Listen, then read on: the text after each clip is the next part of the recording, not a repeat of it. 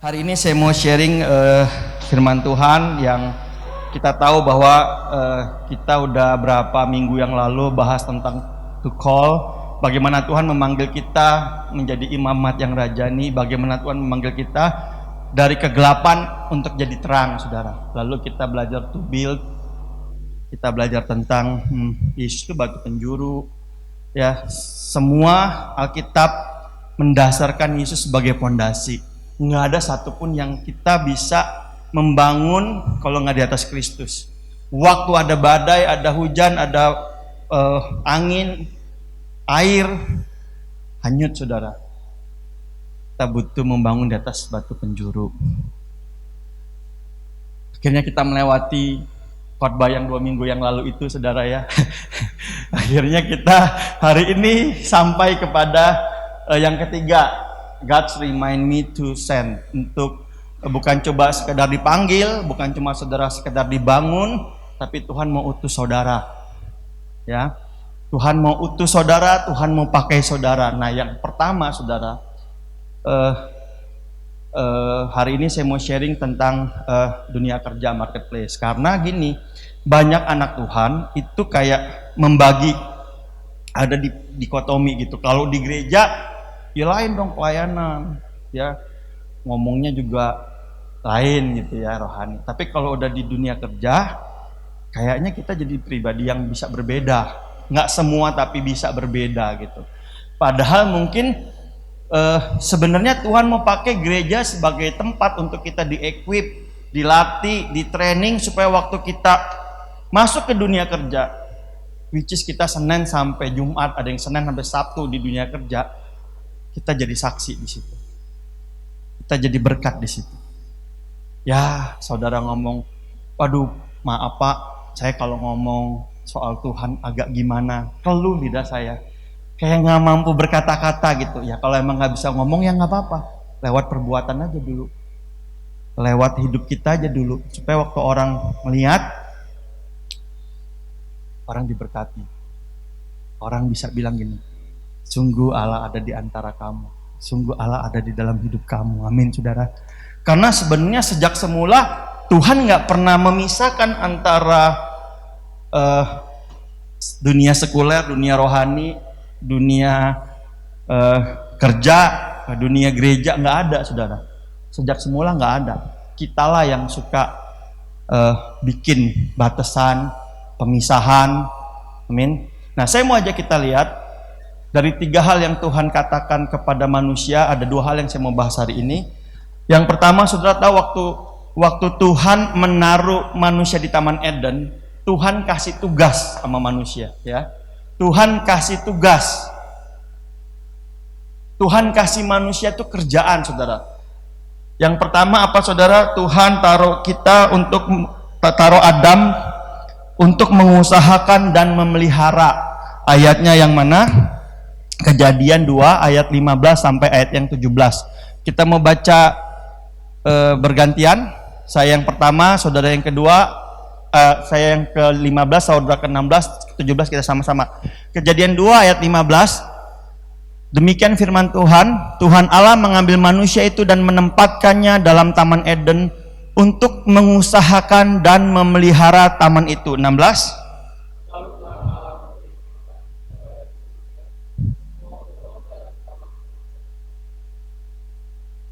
17 sama-sama. Tetapi pohon pengetahuan tentang yang baik dan yang jahat itu janganlah kau makan buahnya, sebab pada hari engkau memakannya pastilah engkau mati. Nah, saudara, yang pertama waktu Tuhan taruh Adam dan Hawa, nggak ada instruksi untuk bikin penyembahan batu gitu, nggak ada instruksi untuk bikin kemah kayak di zaman Musa. Instruksi pertama Tuhan adalah usahakan taman itu dan kamu pelihara. Jadi sebetulnya yang pertama kali Tuhan taruh adalah untuk suruh manusia kerja. Setuju ya? Kerja, usaha, pelihara, manage, diatur. Pokoknya ada dalam otoritas kamu, kamu atur aja. Cuma Tuhan kasih batas yang jelas. Untuk buah, pengetahuan, jangan kamu makan. Dikasih otoritas penuh, tapi ada batasnya, saudara. Nah, saya kaget waktu saya cari kata mengusahakan. Mengusahakan itu dari akar katanya adalah abad, saudara. Abad, dari berbagai akar kata, abad itu bisa menghasilkan dua kata. Yang pertama to serve and to worship. Melayani dan menyembah. Jadi di dalam pekerjaan yang Tuhan kasih sebenarnya, kalau Adam mengerjakannya dengan betul, sebenarnya yang dia layani bukan cuma si taman, tapi yang dia layani Tuhan.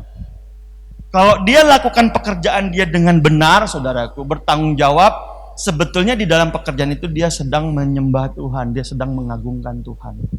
Nah, sementara kita kalau nggak semua kita, ada banyak kita, saudara, kalau udah ketemu dunia kerja, udah kayak macam, saudara tahu ya, kalau saya nggak tahu dulu, saya kalau kuliah itu, sekolah itu ada jamnya. Begitu teng, istirahat. Begitu teng, pulang. Teng, nah banyak kita waktu kerja, kalau kita nggak menyadari bahwa pekerjaan adalah cara Tuhan naruh kita untuk melayani Dia, cara Tuhan naruh kita untuk menyembah Dia lewat pekerjaan kita, kita pasti menganggap ini adalah second priority, nggak penting. Amin. Makanya ada banyak kita jadi salah, saudara. Semua yang kau kerjakan, Kolose 3:23 bilang begini, semua yang kamu kerjakan, kerjakanlah itu seperti untuk Tuhan. Nggak usah setengah-setengah. Waktu saudara all out di sana, orang tuh bisa melihat cara saudara bekerja yang berbeda, dan orang itu bisa melihat Tuhan dalam apa yang saudara lakuin. Nah, banyak kali kita nggak kayak gitu, makanya di dunia kerja kita nggak banyak beri dampak. Nggak banyak beri dampak, ya biasa aja lah, nggak sampai wah gitu ya, nggak sampai gila kalau dia kerja hebat banget lah. Padahal Tuhan taruh kita di situ buat jadi role model, saudara. Wah, lebih ngeri lagi kalau banyak sampai banyak pengusaha-pengusaha ngomong, aduh mendingan pilih yang nggak Kristen. Yang Kristen, wah, nggak asik lah. Nah, hati-hati, saudara. Nah, kenapa, saudara? Karena sebetulnya bukan kebetulan Tuhan taruh kita seminggu 1 kali beribadah, 1 kali komsel, yang durasinya cuma 2 jam, 3 jam, sisanya, saudara, dari pagi sampai sore di marketplace. Sebetulnya itu ditaruh Tuhan untuk sesuatu, saudara. Tapi seringkali kita nggak menyadari, saudara. Nah, saya berdoa waktu hari ini saudara dapat sharing ini, saudara ngerti bahwa dalam pekerjaan, ketika saudara lakukan dengan segenap hati, seperti untuk Tuhan, saudara menyadari bahwa waktu saudara bekerja, saudara sedang melakukan ibadah kepada Tuhan. Asik kan ya? Kerja, orang bilang, gila rapi banget. Beres pokoknya sama dia mah. Dan orang akan menanya tentang nilai-nilai kita yang berbeda dengan orang-orang kebanyakan. Tapi seringkali kita kalau kerja cuma cari duit. Nggak ada yang kerja cari jiwa. Cari duit. Iya kan? Jadi kalau kewajiban saya di dalam pekerjaan sudah selesai, saya dapat hak dan selesai. Urusan yang lain nanti. Melayani di gereja. Kita nggak pernah menyadari bahwa marketplace adalah tempat di mana Tuhan mengirim kita, menaruh kita sebagai misionaris di sana. Kadang-kadang kita mikir kalau misionaris mesti ke Papua. Saudara, kalau kita kirim Papua, mungkin nggak semua kita tahan. Kalau 3 hari seneng. Saya juga 3 hari kalau ke Jayapura seneng makan ikan bakar, ke Sentani, ya lihat danau. Kalau udah sebulan, malaria kita.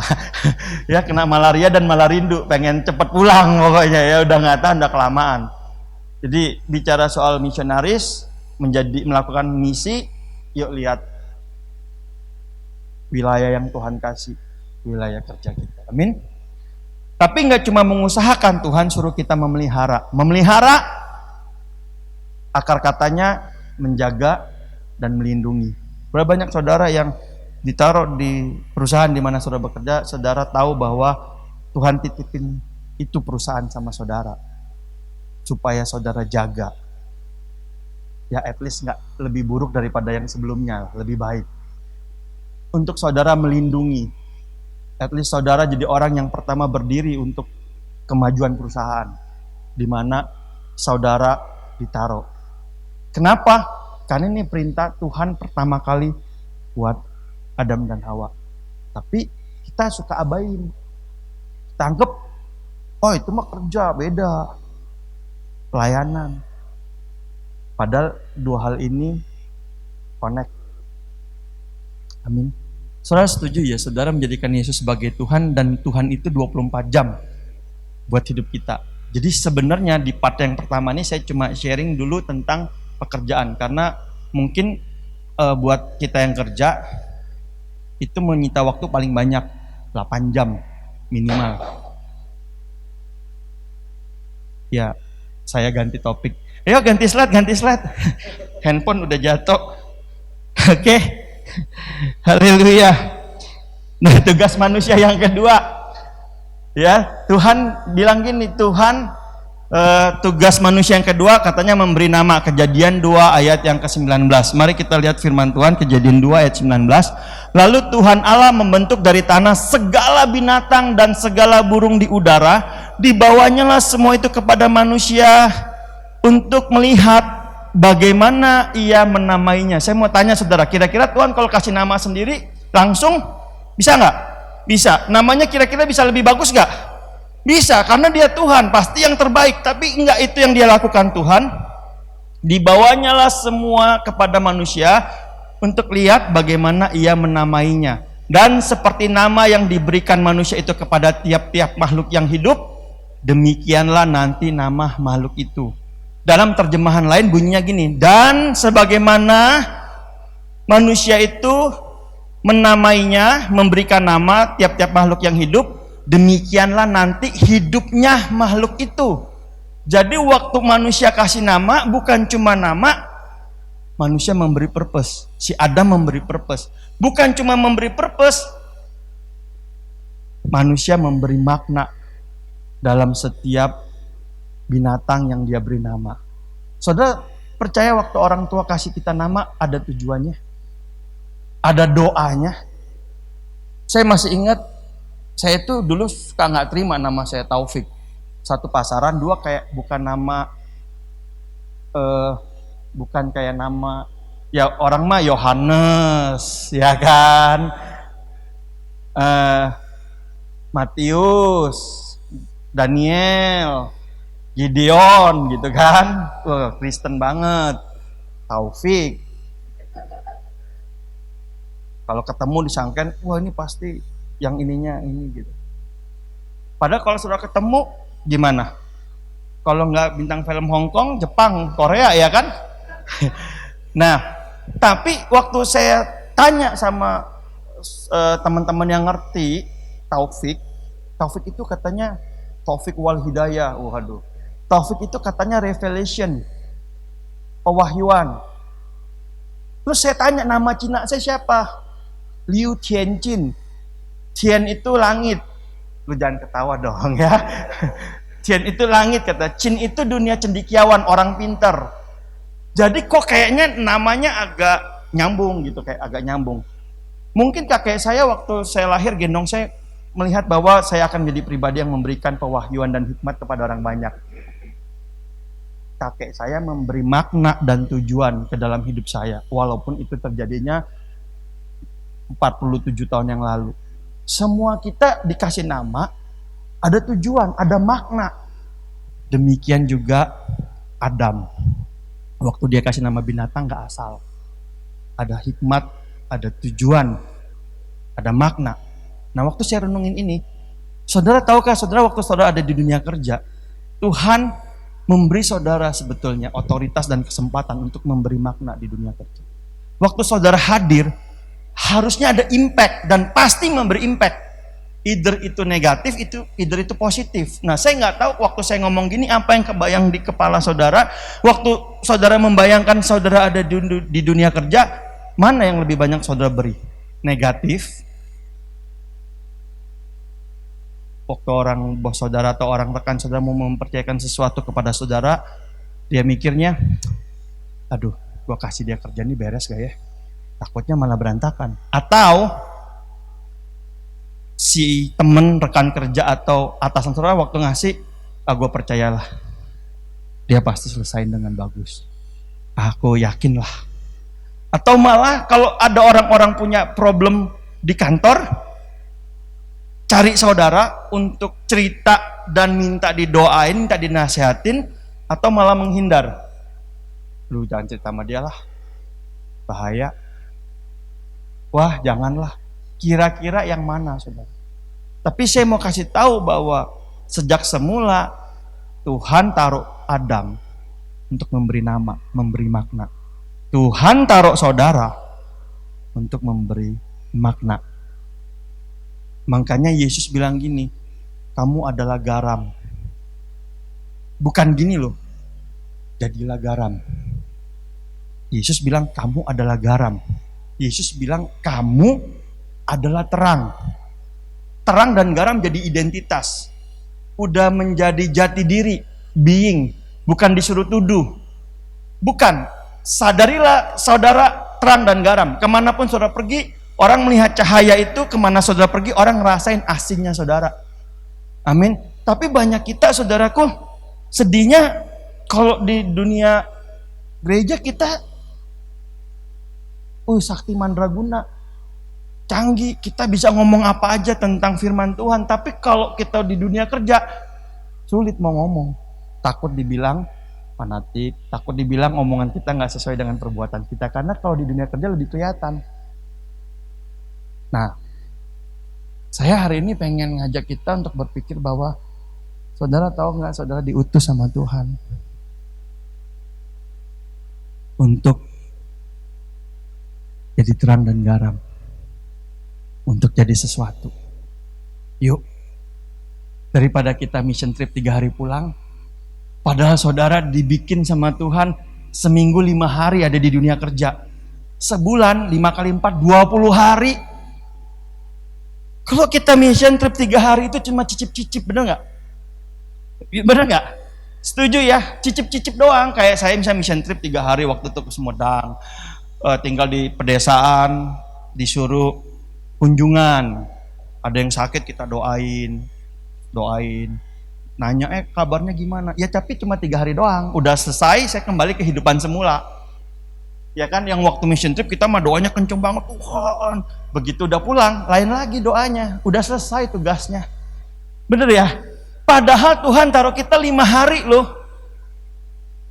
Dari pagi sampai sore, ketemunya, macem-macem lah. Ada yang ngeselin, ada yang nyenengin, ada yang macem-macem. Tapi gak peduli di kantor tuh kayak apa, Tuhan utus kita untuk memberi makna, memberi arti. Bahwa saudara hadir, to be something. Bukan to be nothing, ada nggak ada sama aja, nggak ada bedanya. Haleluya, kayaknya saudara mukanya kurang setuju ya. Berat banget nih. Udah kembali kayak khotbah yang minggu lalu aja lah. Ya, haleluya. Tapi saya berdoa saudara, saya berdoa karena saya tahu bahwa nggak kebetulan saudara ada di tempat-tempat. Saudara kerja di ini, kerja di perusahaan anak, di mana gitu, nggak ada kebetulan. Pasti ada purpose, ada tujuan. Amin. Nah saya mau nanya gini, berapa banyak saudara yang hidupnya diberkati? Semua ya. Berapa banyak saudara yang ngerasa gini, bahwa waktu saudara bekerja, tangan Tuhan menolong saudara untuk saudara berhasil dalam yang saudara kerjakan? Coba angkat tangan. Semua juga. Puji Tuhan. Bapak bangga. Oke. Nah, kenapa saya nanya gini? Karena saya teringat sama satu pribadi yang Alkitab mencatat, Tuhan memberkati yang segala yang dia kerjakan. Siapa orangnya? Orang yang kerja apa aja diberkatin sama Tuhan dan berhasil. Siapa orangnya? Siapa? Gideon. Hah? Siapa? Dia jadi budak diberkatin. Yusuf. Oke. Yusuf.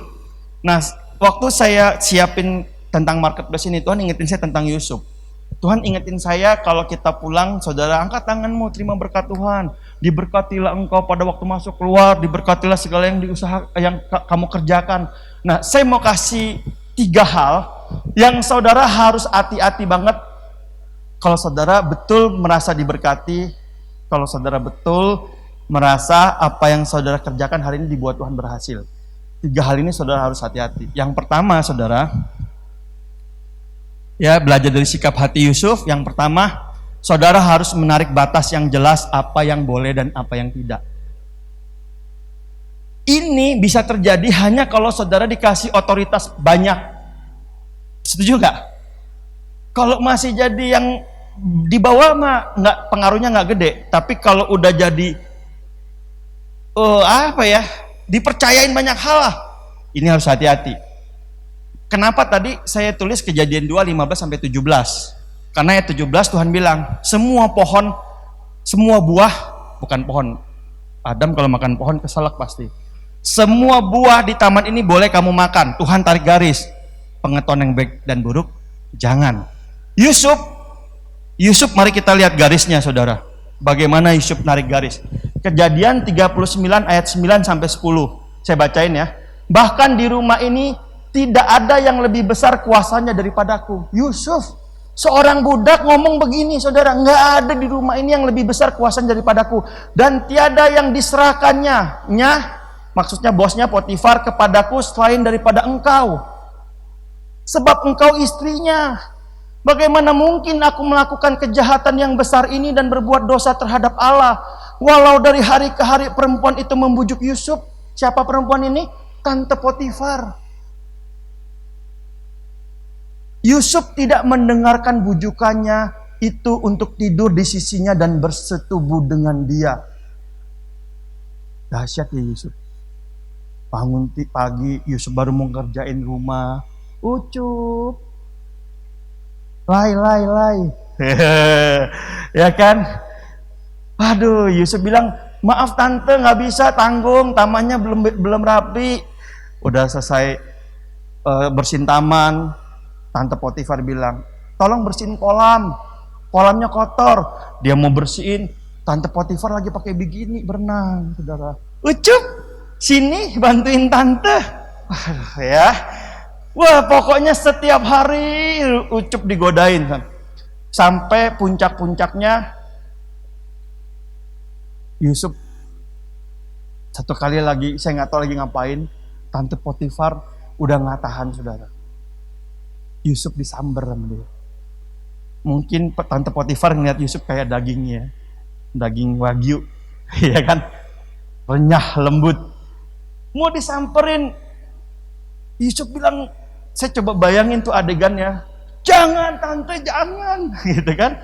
Wah Yusuf, wah, kan kita juga waktu masih muda gitu, kalau dirayu sama cewek ya kan, jangan, terus kita lari mendekat, ya kan. Yusuf larinya menjauh, ini larinya mendekat. Nah waktu Yusuf lari, saudara, bajunya kepegang sama Tante Potifar, ketarik, sobek. Wah, terus bajunya dijadiin alat bukti bahwa Yusuf mau memperkosa si tante. Waktu saya renungin ini ya, satu sisi saya mikir gini, Yusuf dikasih enak, pilih susah, masuk penjara, saudara. Tapi di satu sisi, saudara, kalau hari itu dia ambil tawaran Tante Potifar, mungkin dia nggak masuk penjara. Tapi sejak hari itu rencana Tuhan gagal dalam hidupnya Yusuf. Nggak nyampe.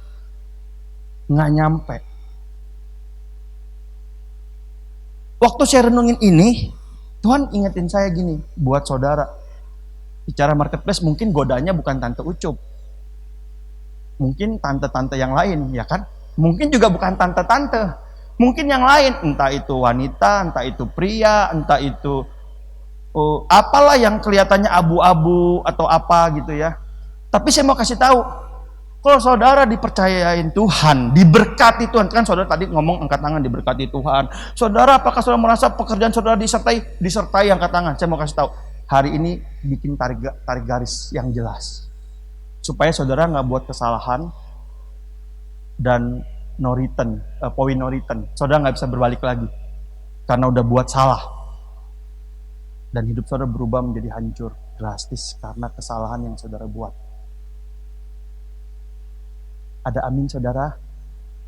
Ya nggak apa-apa, setengah suara ya.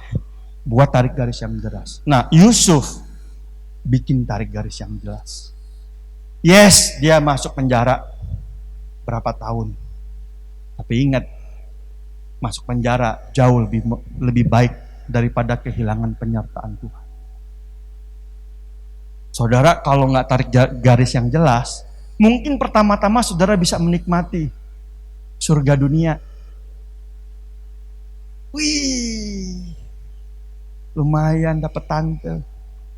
Wih, lumayan dapat duit, dapat harta, dapat aset. Tapi sesuatu yang nggak bersama Tuhan, saudara tinggal tunggu. Jatuh. Please ingat baik-baik, tarik garis yang jelas. Tarik garis yang jelas. Amin saudara? Amin. Nah yang kedua saudara, hal kedua yang kita belajar, Yusuf mengerjakan apa yang dapat dikerjakan dengan sepenuh hati. Amin. Yusuf mengerjakan apa yang dapat dia kerjakan dengan sepenuh hati. Yuk kita lihat ayatnya 39, 20, 23. Lalu Yusuf ditangkap oleh tuannya dan dimasukkan ke dalam penjara, tempat tahanan raja dikurung. Kalau sekarang mah suka miskin lah kira-kira. Di Bandung dikurung. Demikianlah Yusuf di penjara di sana. Tetapi Tuhan menyertai Yusuf dan melimpahkan kasih setianya kepadanya dan membuat Yusuf kesayangan bagi kepala penjara itu. 22. Sebab itu kepala penjara mempercayakan semua tahanan dalam penjara itu kepada Yusuf, dan segala pekerjaan yang harus dilakukan di situ dialah yang mengurusnya. Gini, saudara bisa bayangin nggak? Yusuf tangan kanannya Potifar, which is Potifar adalah siapa Potifar? Ya pegawai istana, orang kaya, mungkin pejabat tinggi. Dia tangan kanan. Sekarang masuk ke penjara karena dia tangan kanan pejabat, masuk penjaranya juga penjara raja-raja. Tapi seraja-rajanya waktu dipercayain belum tentu tugasnya menyenangkan Yusuf. Benar nggak? Saya kebayang nih ya kalau masuk ke penjara katanya dipercayain, mungkin pertama kali nggak langsung semuanya kan, dikit-dikit kan, suruh ngurusin kebersihan, suruh ngurusin apalah yang nggak enak, yang rasanya kok harga diri gua jatuh gitu. Kenapa? Tadinya tuh udah kepercayaan Om Potifar. Sekarang sekalipun disayang, tapi disayangnya di penjara. Tugas macam apa yang harus dia kerjain? Pasti nggak enak, pasti nggak nyaman. Tapi ini yang saya belajar saudara. Yusuf kerjain semua. Dia nggak pilih-pilih. Dia kerjain semua dan dengan sepenuh hati.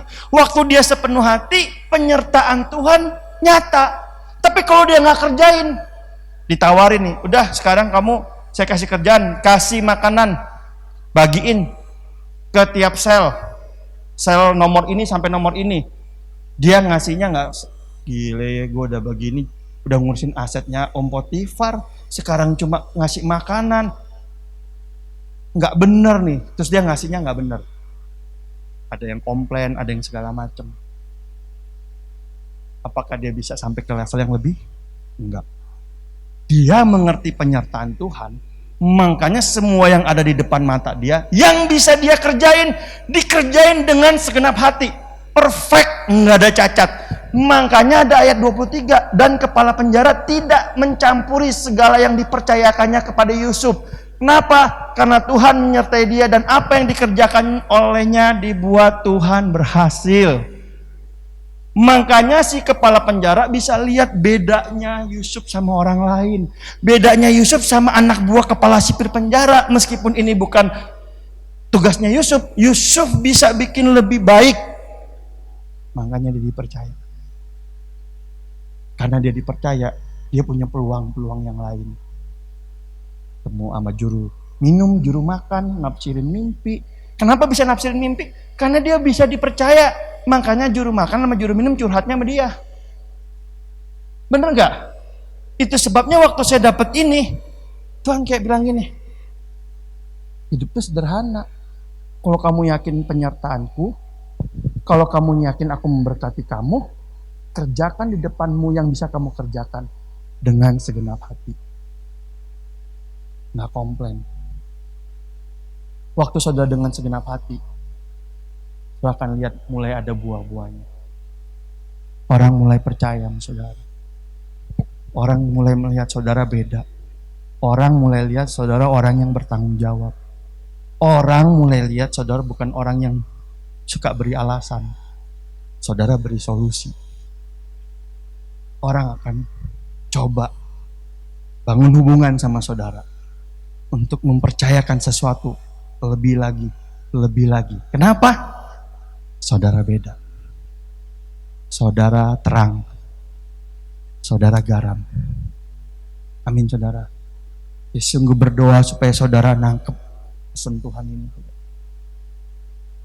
Enggak ada hal yang sulit, enggak ada pencobaan yang melebihi kekuatan kita. Kalau saudara, saya waktu tadi waktu Maya nyembah Tuhan, saya lupa lagunya, pokoknya waktu dia nyembah Tuhan, impresi yang Tuhan tahu di hati saya, Tuhan kayak bilang gini, aku gak pernah ninggalin kamu. Kalau aku izinin, aku proses kamu. Semua yang kamu perlukan untuk ngelewatin kesulitan ada di dalam diri kamu. Ada. Kamu hanya perlu tetap berdoa dan melangkah bersama-sama aku. Tangan aku akan menyertai. Amin saudara. Puji Tuhan, aminnya agak lebih. Yang ketiga saudara,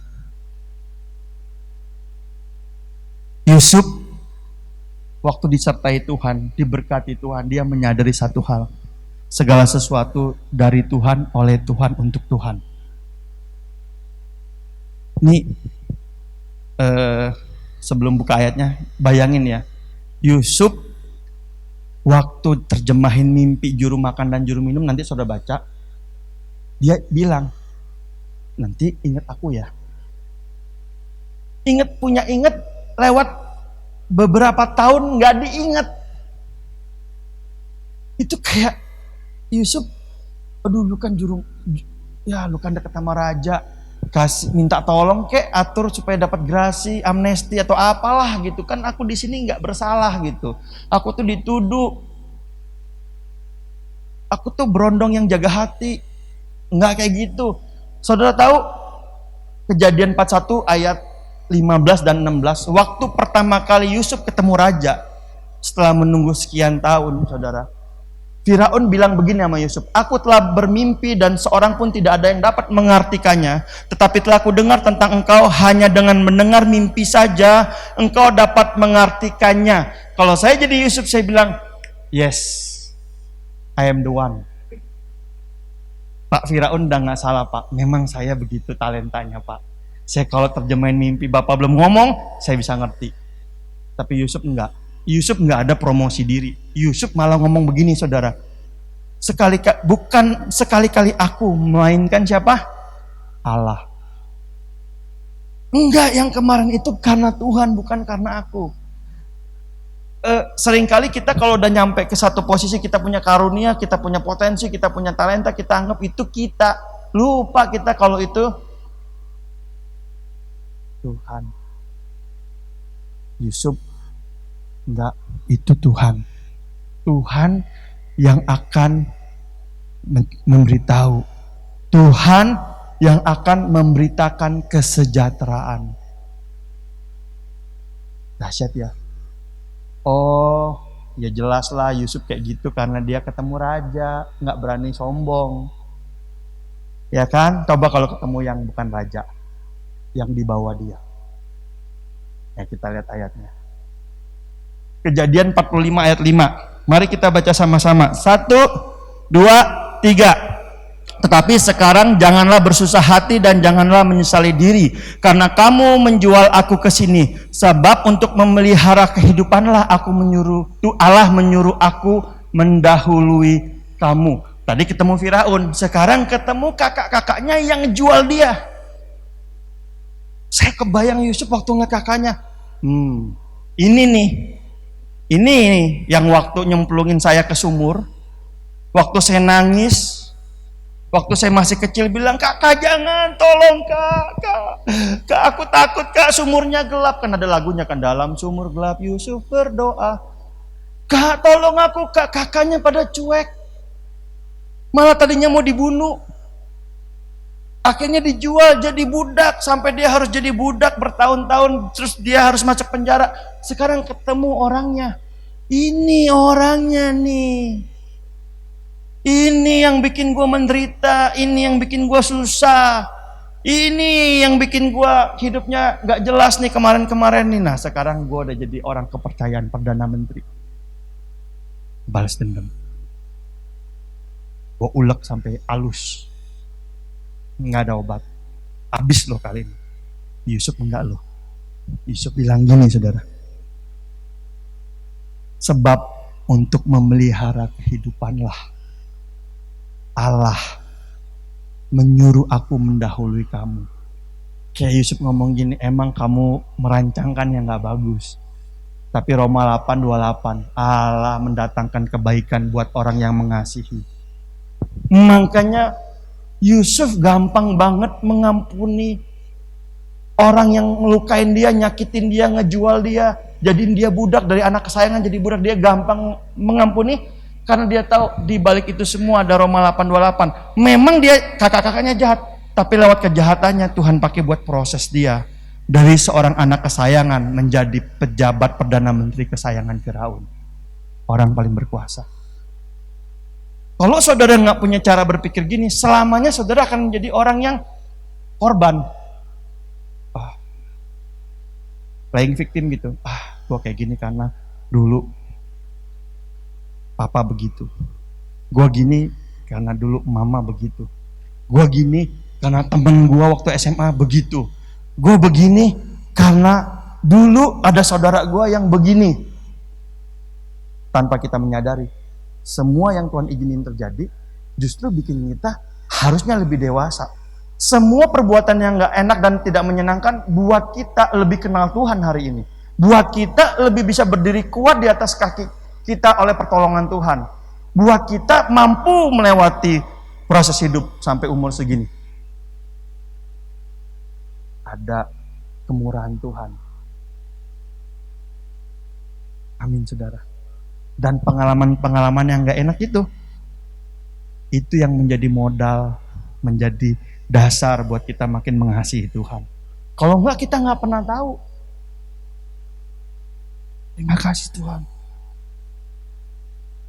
Saudara tahu semua yang saudara alami itu cara Tuhan. Dan ada banyak lagi proses yang kita harus lewati supaya kita semakin berdampak seperti Yusuf. Seandainya oleh proses-proses yang kemarin itu kita mampu mendatangkan kesejahteraan buat keluarga kita. Mungkin kalau kita bisa lebih setia lagi, Tuhan angkat lebih lagi. Mendatangkan kesejahteraan bukan cuma keluarga tapi keluarga besar. Mungkin kalau kita bisa lebih lagi, Tuhan akan bawa ke kapasitas yang lebih lagi. Kenapa? Karena dalam seluruh proses itu kita ngerti dari dia, oleh dia, dan untuk dia. Kita ini cuma alat. Amin saudara. Saya berdoa saudara supaya saudara bisa tangkap message ini. Bahwa saudara diutus yang pertama ke marketplace dunia kerja, saudara adalah misionarisnya Tuhan, alatnya Tuhan untuk menyatakan Tuhan di tempat di mana saudara berada. Mari kita datang sama Tuhan, kita tundukkan kepala.